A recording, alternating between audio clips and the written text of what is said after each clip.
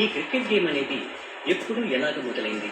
సుమారు 400 ఏళ్లకు ముందు ఫ్రాన్స్కు చెందిన ఒక కవి బైబిల్ కాపీలు తీసి తీసి అలసిపోయినప్పుడు కాలక్షేపం కోసం ఈ ఆటను కనిపెట్టాడని చెప్తారు. ఇంకొందరు గొర్రెలు కాస్తున్న ఆంగ్లేయులు సరదాగా ఈ ఆటను కనిపెట్టారని చెప్తారు. ఈ క్రికెట్ ఆటను ఆంగ్లేయులు మాత్రం వదలకుండా పట్టుకోవడంతో వాళ్ళు ఎక్కడ ఉంటే అక్కడ ఈ ఆట వ్యాపించింది. రాజభవనాల్లో, మైదాన ప్రాంతాల్లో, అంతెందుకు యుద్ధ ప్రాంతాల్లో కూడా వాళ్ళు క్రికెట్ ఆటలు మొదలుపెట్టారు. ఒక బ్యాట్కి బాల్కి మధ్యనున్న పోటీ కాలక్రమేణా మెరుగుపడసాగింది. బ్యాట్ కొలత మారింది, బంతి కఠినమైంది, రెండుగా ఉన్న స్టంపుల లెక్క 3గా మారింది. అయితే ఈ ఆటలోని ప్రాథమిక సూత్రాలు మాత్రం మారాయి.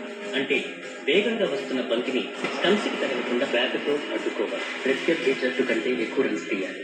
క్రికెట్కి సంబంధించిన వరకు నియమాలు లేవు, అన్ని చట్టాలనే చెప్తారు. కాలానికి తగిన విధంగా ఆ చట్టాలు మారాయి. అదే ఎన్నో వివాదాలు ఏర్పడటానికి కారణమైంది. ఒక ఓవర్కి ఎన్ని బంతులు విసరాలి, ఏ విధంగా విసరాలి, బ్యాటు ఏ ఆకారంలో ఉండాలి అంటూ ఎన్నో చర్చలు జరిగాయి. బ్యాటు బాల్తో పాటు చట్టాలను చేతిలోకి తీసుకున్న ఆంగ్లేయులు వారు ఆక్రమించిన దేశాలన్నింటిలోనూ ఈ ఆటను వ్యాపింపచేశారు.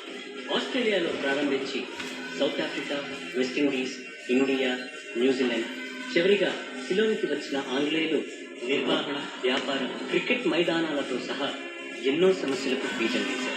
ఈ ఆసక్తికరమైన ఆటలో మునిగిపోయిన ఆంగ్లేయులు సమయాన్ని పట్టించుకోకుండా ఆడటం మొదలుపెట్టారు.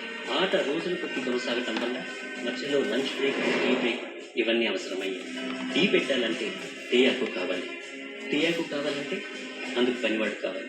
ఈ పని కోసం వేల సంఖ్యలో ప్రజల్ని తమిళనాడు నుండి కూలివాళ్లుగా సిలోనికి తీసుకురావడం జరిగింది. ఆ విధంగా సిలోనికి కూలి పని కోసం వచ్చిన వాళ్లే యువ దంపతులైన చిన్నసాని, అంకమ్మ.